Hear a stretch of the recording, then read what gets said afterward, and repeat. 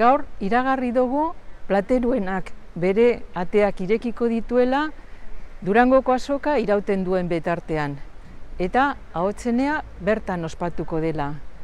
Gure lemak dioen bezala, leiho bat irekiko dugu etorkizuna begitantzen dugun bitartean. Azoka bukatu ostean berriro itxiko ditu ateak Plateruenak. Udalak bitartean hartuko ditu behin betiko erabakia.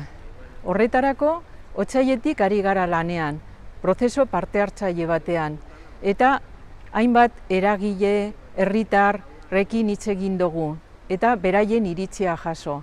100 pertsona baino gehiago parte hartu dute prozesu honetan. Plateruenak sorkuntzarako harrobi, bilgune, topagune eta erakusleihoa izango da. Beti ere, euskara ardatza izango duen espazioa. Argi daukagu, Plateruena indartsu bat behar dugula, Durango are indartsuago izateko.